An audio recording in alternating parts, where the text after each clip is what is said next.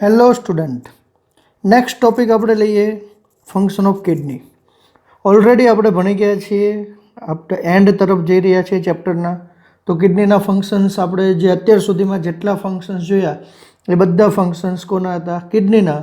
પણ જો આપણે એને સ્પેસિફિકલી મેન્શન કરવું હોય તો વન બાય વન જોઈએ તો પહેલું ફંક્શન કિડનીનું શું છે? ઓસ્મો રેગ્યુલેશન. એટલે કે આશ્રુતિ જાળવવાનું કામ કોણ કરે છે? કિડની. કેમ? તો કે વધારાના પાણીને આપણા શરીરમાંથી દૂર કરશે, એટલે કે વધારાના પાણીને દૂર કરવું. Number 2, elimination of nitrogen waste. Elimination of nitrogen waste.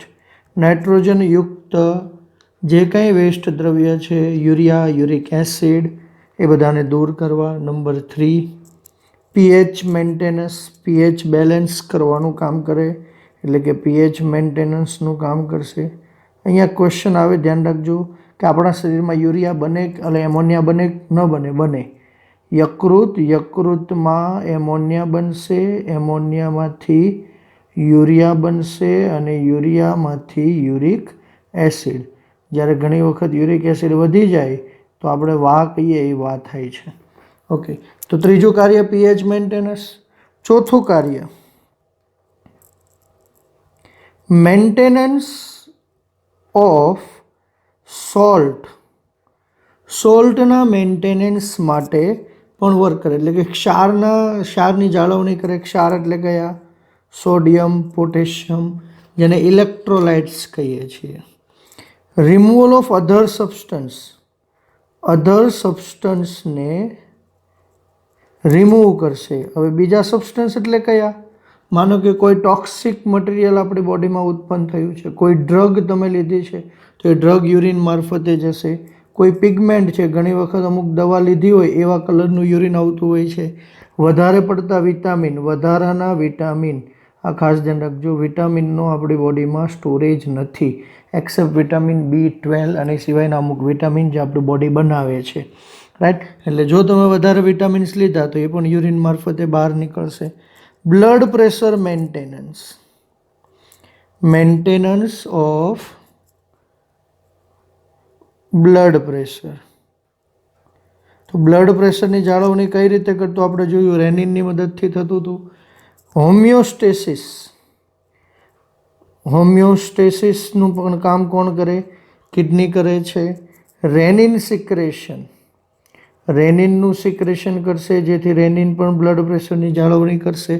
એન્જિયોટેન્સિન raas system. અને 9મું, જે ઓલરેડી આપણે 22મા ચેપ્ટરમાં ભણવાના છીએ, ઇરિથ્રોપોએટિન. એટલે કે ઇરિથ્રોપોએટિનનું પ્રોડક્શન કરવું. આ ઇરિથ્રોપોએટિન શું છે? તો કે આરબીસી નિર્માણની જે ક્રિયા છે, આરબીસી નિર્માણની ક્રિયાને ઇરિથ્રોપોએસિસ કહેવાય. અને આ ઇરિથ્રોપોએસિસમાં ભાગ લેવા માટે એક અંતઃસ્ત્રાવ જોઈએ, એ અંતઃસ્ત્રાવ છે ઇરિથ્રોપોએટિન. તો એનું પણ કામ કરે છે. તો આટલા ફંક્શન્સ કોના હતા? મૂત્રપિંડના ફંક્શન્સ હતા. ઓકે, હવે નેક્સ્ટ ટોપિક આપણે લઈએ છીએ કે બીજા અંગોનો ફાળો, એટલે કે ઉત્સર્જનમાં અન્ય અંગોનો ફાળો. તો જો આ એમસીક્યુમાં પૂછાઈ શકે, એના મેન પોઈન્ટ્સ તમારે ધ્યાનમાં રાખવાના છે. તો પહેલું અંગ આપણે કયું લઈએ છીએ? ફેફસા. કે ઉત્સર્જનમાં ફેફસા ક્યાં ભાગ ભજવશે? તો ફેફસા શું દૂર કરે છે? તો કે CO2 દૂર કરે મોટી માત્રામાં. અપ્રોક્સિમેટલી 200 ml પ્રતિ મિનિટ CO2 દૂર થાય છે. જો અહીંયા ધ્યાન રાખજો, જે લોકો પાસે જૂની એનસીઆરટી છે તો એમાં ક્યાંક આંકડામાં ફેરફાર હોઈ શકે છે, ક્યાંક 18 લીટર લખેલું છે. અત્યારે કરંટ પ્રમાણે આપણે યાદ રાખવાનું છે 200 ml પ્રતિ મિનિટ. અને અપ્રોક્સિમેટલી અંદાજિત, આ યાદ રાખજો, અંદાજિત 400 ml વોટર પર ડે. એટલે કે દિવસનું 400 ml જેટલા પાણીનો નિકાલ થાય છે ફેફસા દ્વારા. તો આ ફેફસાનું કામ હતું કે કઈ રીતે એ નિકાલ કરે, હ્યુમિડિટી ક્રિએટ કરે છે અને એના દ્વારા નીકળે છે. બીજું લઈએ, સેકન્ડ, તો સ્કિન, ત્વચા. ત્વચા દ્વારા નિકાલ થાય બે રીતે.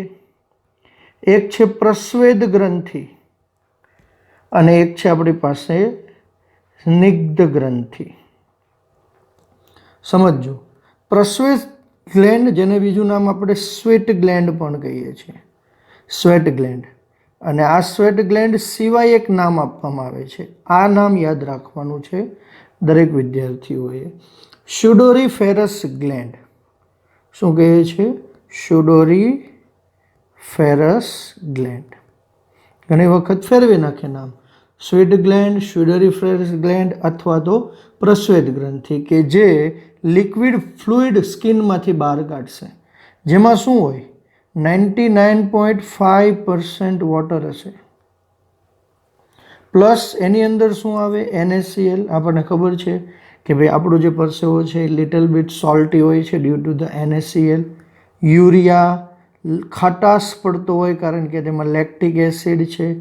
ઓલમોસ્ટ આમ કહી શકાય કે એની જે pH છે એ pH 4.5 જેટલી હોય છે. અને વેરિયેબલ હોય છે, ઇન્ડિવિજ્યુઅલ ટુ ઇન્ડિવિજ્યુઅલ અલગ અલગ રીતે હોય છે. સેકન્ડ લઈએ સ્નિગ્ધ ગ્રંથિ. તો સ્નિગ્ધ ગ્રંથિને બીજું નામ ઓઇલ ગ્લેન્ડ તરીકે પણ ઓળખાય છે. સ્નિગ્ધ ગ્રંથિ ઓઇલ ગ્લેન્ડ તરીકે પણ ઓળખાય. કેમ? તો કે તે વેક્સ અથવા તો ઓઇલ લાઇક સિક્રેશન, વેક્સ જેવો સ્ત્રાવ કરે છે. અને આ વેક્સ લાઇક સિક્રેશન છે એને આપણે નામ આપીએ છીએ સીબમ. શું નામ આપીએ છીએ? સીબમ. અને આ સીબમમાં શું હોય? તો કે લિપિડ લાઇક વેક્સ હોય છે. સ્ટેરોલ્સ હશે. અન્ય હાઇડ્રોકાર્બન્સ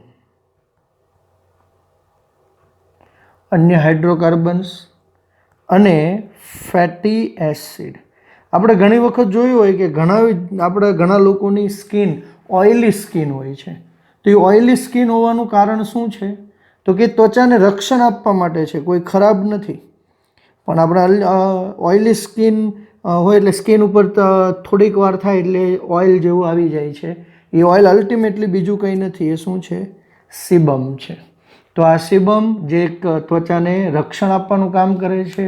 પ્રસ્વેદ ગ્રંથિ હોમિયોસ્ટેસિસને જાળવવા માટે ઇમ્પોર્ટન્ટ છે. જ્યારે ગરમી થતી હશે ત્યારે બહારના વાતાવરણ સાથે આપણા બોડીના ટેમ્પરેચરને મેન્ટેન કરશે. રાઈટ. તો આ બે ઓર્ગન જોયા. પહેલું ફેફસા જોયું, બીજું જોયું આપણી પાસે સ્કિન. ત્રીજું ઓર્ગન આપણે જોઈએ છીએ એ છે યકૃત, જેને આપણે લીવર અથવા તો યકૃત. જો કે આ રાસાયણિક ફેક્ટરી છે. શું કામ રાસાયણિક ફેક્ટરી કીધી યકૃતને?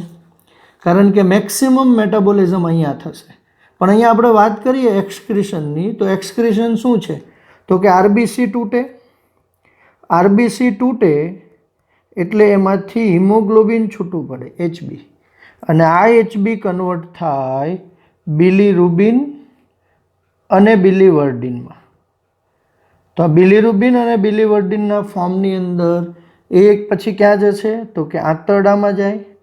અને આંતરડામાંથી વધારાના જે ભાગ છે એ મળ મારફતે બહાર નીકળે. તો બાઇલમાં શું હશે? તો બાઇલમાં કોલેસ્ટેરોલ હોય. સ્ટીરોઇડ હોર્મોન્સ પણ હોય ઘણીવાર, જેને આપણે ફેટ કહીએ છીએ. સ્ટીરોઇડ હોર્મોન્સ, કેટલાક વિટામિન્સ અને મિનરલ્સ એટલે કે ખનિજો, જે આપણને ક્યાં જોવા મળશે?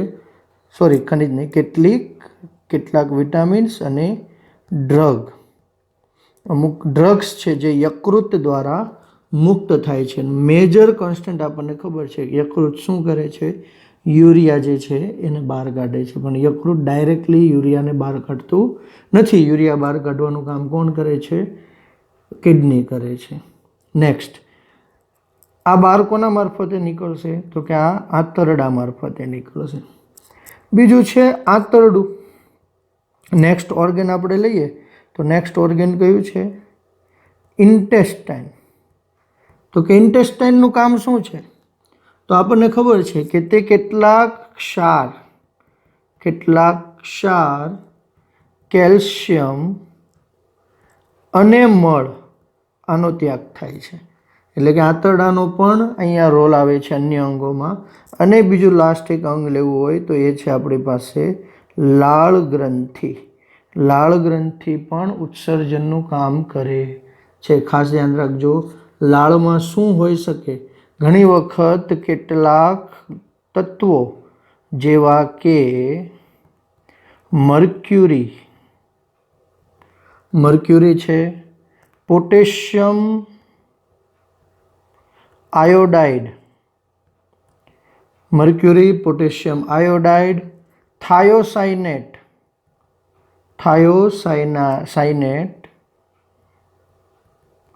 જેવા જે ઘટકો છે, લીડ, તમે લેડ અથવા સીસુ કહી શકો, આ બધાનું મુક્ત કોના દ્વારા થાય? લાળ ગ્રંથિ થાય. થોડીક માત્રામાં, સમજો, થોડીક માત્રામાં યુરિયા પણ મુક્ત થાય છે, પણ એની માત્રા ખૂબ જ ઓછી હોય છે. એ ખાસ ધ્યાન રાખવાનું છે. અને જે અસ્થિમસ્ય છે, અસ્થિમસ્ય, અને તેમાં કોના દ્વારા? તો કે એની ઝાલર દ્વારા સોલ્ટ બહાર નીકળે છે. તો આ અન્ય અંગો હતા કે પહેલું અંગ ફેફસા હતું, બીજું ત્વચા જોયું, ત્રીજું યકૃત, ચોથું આંતરડું, લીવર અને લાળ ગ્રંથિ. આટલું હતું આપણી પાસે અન્ય અંગોની અંદર થતો અથવા ઉત્સર્જનમાં ફાળો. હવે નેક્સ્ટ ટોપિક આપણે લઈએ છીએ, એ ટોપિક છે ઉત્સર્જનની અનિયમિતતા. ઉત્સર્જનની અનિયમિતતા. ઓકે, તો ઉત્સર્જન તંત્રની અનિયમિતતા થાય, ઉત્સર્જન તંત્રની અનિયમિતતા થાય તો પહેલું શું થઈ શકે? તો એમાં અલગ અલગ રોગ આપેલા છે, જેમાં પહેલો રોગ આપેલો છે યુરેમિયા. પ્રશ્ન પૂછાય કે યુરેમિયા એટલે શું? ઓલરેડી આપણે ભણી ગયા છીએ. રુધિરમાં યુરિયાનું પ્રમાણ વધે તો એને યુરેમિયા કહેવાય. અગાઉ આપણે શબ્દ ધ્યાનમાં લીધે તો ખાસ ધ્યાન રાખજો, જ્યારે પણ કોઈ પણ શબ્દમાં પાછળ MIA સફિક્સ લાગે, આ સફિક્સ ઓલવેઝલી શેનું પ્રમાણ નક્કી કરશે? બ્લડમાં પ્રમાણ કેટલું છે એ પ્રમાણ નક્કી કરવાનું કામ આ સફિક્સ કરશે. એ ધ્યાન રાખજો. અચ્છા, તો યુરિયા વધી ગયું, હવે હાઈ કોન્સન્ટ્રેશન થશે યુરિયાનું, યુરિક એસિડ, ક્રિએટિનાઇન, તો શું થાય? તો કે યુરિયા બ્લડમાં ભેગું થાય, અને યુરિયા બ્લડમાં ભેગું થશે તો એને દૂર કરવા માટે કોનો ઉપયોગ થશે? તો કે હિમોડાયાલિસિસ. જો યુરિયાને દૂર કરવામાં ન આવે તો મૂત્રપિંડ અથવા તો કિડની ફેલ થઈ શકે છે. તો યુરિયા દૂર કરવા માટે કઈ ક્રિયા થાય છે?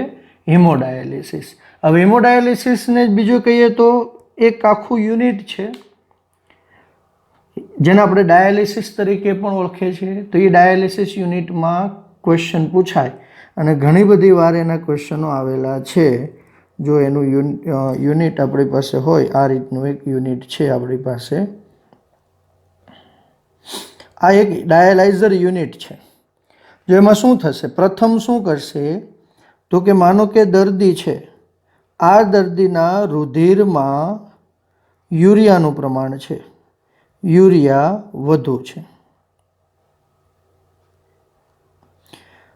તો આ દર્દીના રુધિરમાંથી યુરિયા લઈ લેશે, બ્લડ લેશે. એ બ્લડને આ મશીનમાં નાખશે. આ ડાયાલાઇઝર મશીન છે, અને એની અંદર પ્રવાહી હોય, એ પ્રવાહીને ડાયાલાઇઝિંગ પ્રવાહી કહેવાય. ક્વેશ્ચન પૂછે કે પ્રવાહીને શું કહેવાય? તો પ્રવાહીને કહેશું ડાયાલાઇઝિંગ પ્રવાહી. તો હવે શું થશે? જો અહીંથી ધ્યાનથી જુઓ, જો કે આટલી બધી ડિટેલમાં આકૃતિ નથી, પણ હું તમને બતાવું છું કે એક્ઝેક્ટલી થાય છે કઈ રીતે. અહીંથી બ્લડ લીધું છે, આ બ્લડ અહીંથી લીધું છે, એ બ્લડ ક્યાં જાય છે? ડાયાલાઇઝિંગ યુનિટમાં જાય છે.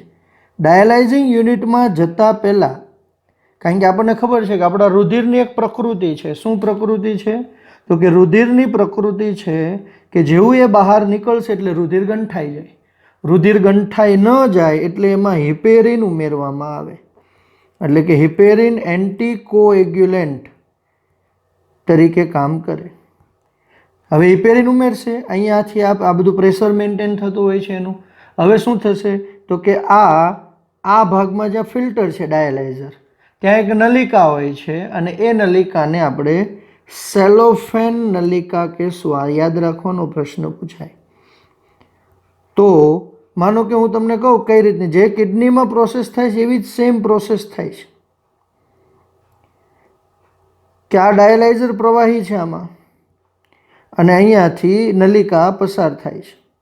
આ બંને વચ્ચે યુરિયાની આપલે થાય, એટલે કે આમાં જે બ્લડમાં યુરિયા છે એ યુરિયા ક્યાં આવી જશે? ડાયાલાઇઝિંગ પ્રવાહીમાં. એટલે અહીંયા જે બ્લડ હતું, જે રુધિર અહીંથી પાસ થતું હતું, એ રુધિર કેવું થઈ ગયું? યુરિયા ઓછું થઈ ગયું. હવે એ થઈ જાય એટલે પાછું એને શરીરમાં દાખલ કરવું છે. તો હવે શરીરમાં જ્યારે દાખલ થશે ને ત્યારે એની અંદર ફરીથી એન્ટીહિપેરિન ઉમેરવામાં આવશે અને એન્ટીહિપેરિન ઉમેરશે એટલે એ રુધિર પાછું ફરીથી ગંઠાય, એટલે કે નોર્મલ પ્રોસેસમાં આવી જાય. Right, okay. આ રીતે હિમોડાયાલિસિસ કરવામાં આવે છે.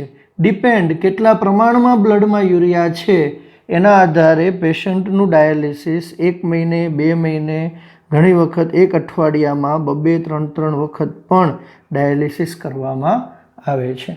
તો આ તો ડાયાલિસિસ, જે હિમોડાયાલાઇઝર કહી શકાય. ત્યાર પછી બીજો આપણે જો રોગ લઈએ તો એ છે રિનલ ફેલિયર. શું છે? રિનલ ફેલિયર, અથવા આપણે એને કહીએ કિડની ફેલિયર, મૂત્રપિંડની નિષ્ફળતા. શું કહીએ આપણે? મૂત્રપિંડની નિષ્ફળતા. કિડની ફેલ થઈ ગયેલી આપણે કહીએ. અચ્છા, કિડની ફેલ થવો મતલબ શું થવો? કે ઉત્સર્ગ એકમો કામ કરતા બંધ થઈ જાય. સિમ્પલ ભાષામાં કે એનો ગ્લોમેરુલર ફિલ્ટ્રેશન રેટ ખૂબ જ ઘટી જાય. GFR ઘટી જાય અથવા બંધ થઈ જાય. અને જ્યારે આ બંધ થઈ જાય છે એને આપણે કહીએ કિડની ફેલ. કેમ? તો કે યુરિન આવતું બંધ થઈ ગયું. અને યુરિન જો ઓછું થાય, ઓછું પ્રોડક્શન થાય, જો કે આપણે એને ટર્મિનોલોજીમાં લાસ્ટમાં લેવાના જ છીએ કે જો ઓછું પ્રોડક્શન યુરિનનું થાય તો આપણે એને કહેતા ઓલિગોયુરિયા. શું કહેતા?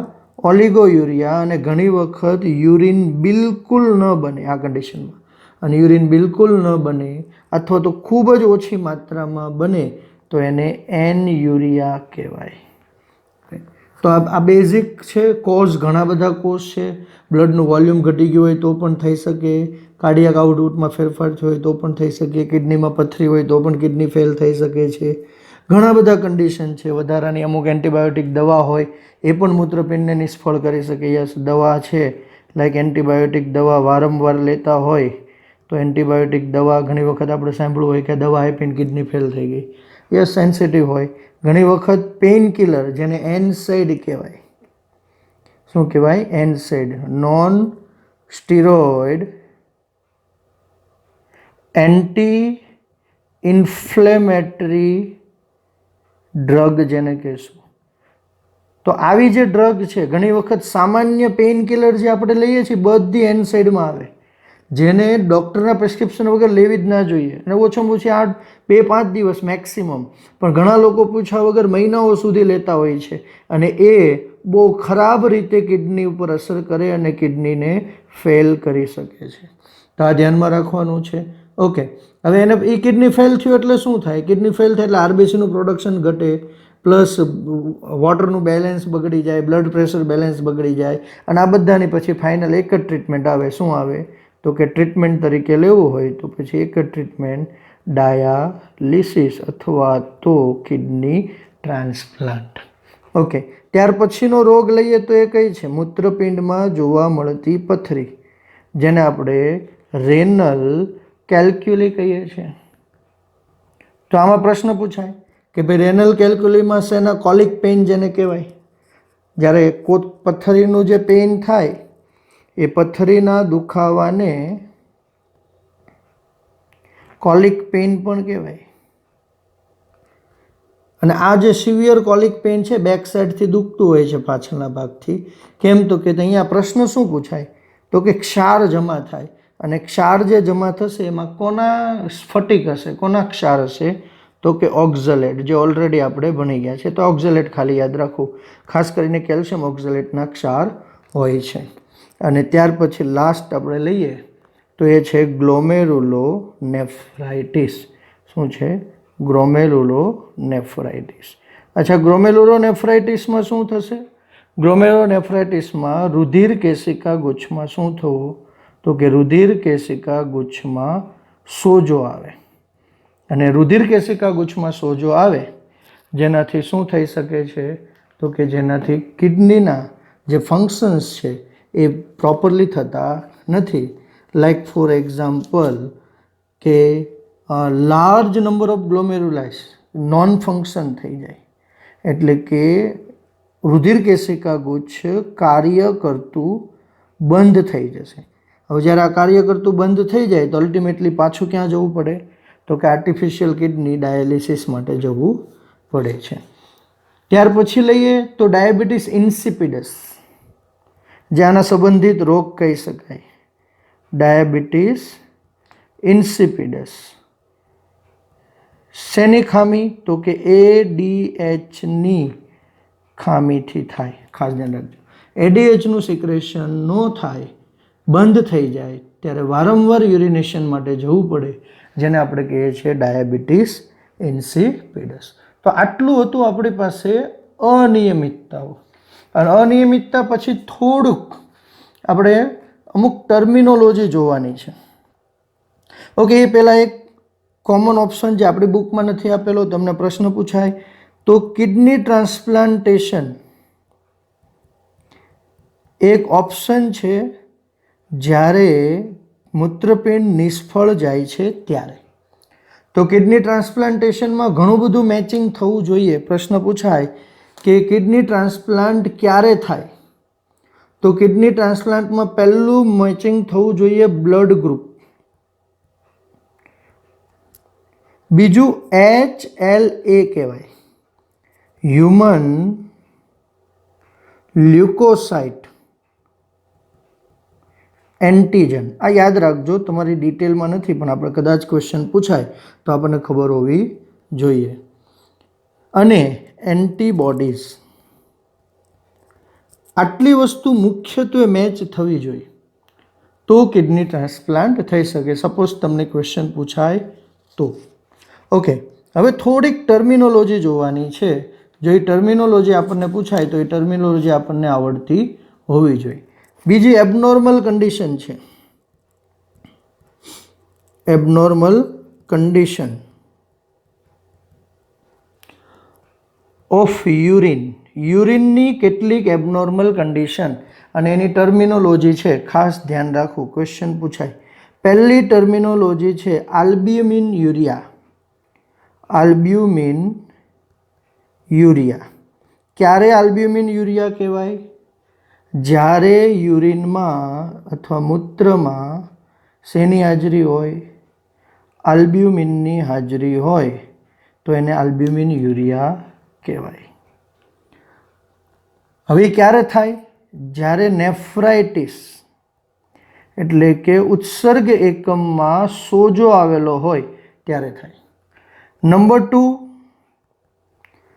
ગ્લાયકોઝ યુરિયા. ગ્લાયકોઝ યુરિયા એટલે શું? Presence of glucose in blood. રુધિરમાં ગ્લુકોઝની હાજરી હોય એને રુધિરમાં નહીં, યુરિનમાં.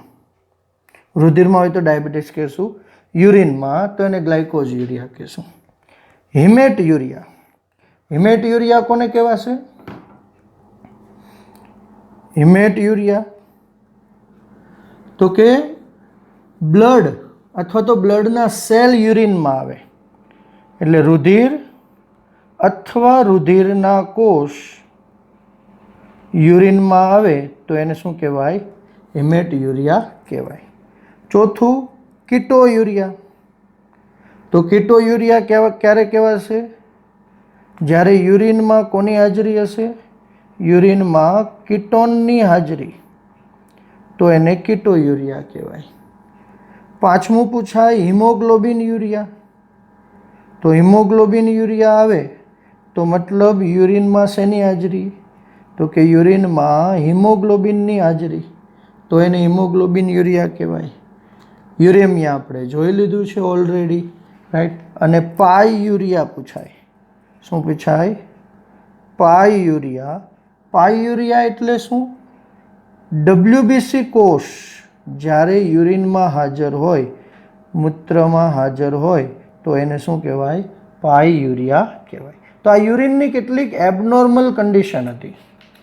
તો ઘણી વખત અલગ અલગ નામ પણ અપાય. આ નામ યાદ રાખવાની છે બધી ટર્મિનોલોજી તમારે. અમુક અમુક ટર્મિનોલોજી પૂછાય. ડિસયુરિયા. ડિસયુરિયા એટલે શું? જ્યારે મૂત્ર ત્યાગ માટે જઈએ ત્યારે પેઇનફુલ કન્ડિશન હોય, પેઇનફુલ યુરિનેશન થાય તો એને ડિસયુરિયા કહેવાય. જો મોટી સંખ્યામાં યુરિન નીકળે, મોટી માત્રામાં મૂત્ર ત્યાગ થાય તો તેને પોલીયુરિયા કહેવાય. આ યાદ રાખજો. મોટી માત્રામાં જો યુરિનનો ત્યાગ થશે તો શું કહેશું? પોલીયુરિયા કહેશું. Frequent drinking because of extreme thirst. વધુ પડતી તરસ લાગે અને વધુ પડતી તરસથી શું થશે? તો કે વારંવાર પાણી પીવા માટે જશે, પાણી પીશે. આવી કન્ડિશનને પોલીડિપ્સિયા કહેવાય. શું કહેવાય? પોલીડિપ્સિયા. તો આવી ઘણી બધી કન્ડિશન હતી કે જે અલગ અલગ કન્ડિશન છે. ઘણી બધી ટર્મિનોલોજી છે જે તમે જેમ જેમ ક્વેશ્ચન સોલ્વ કરશો એમ આવતી જશે.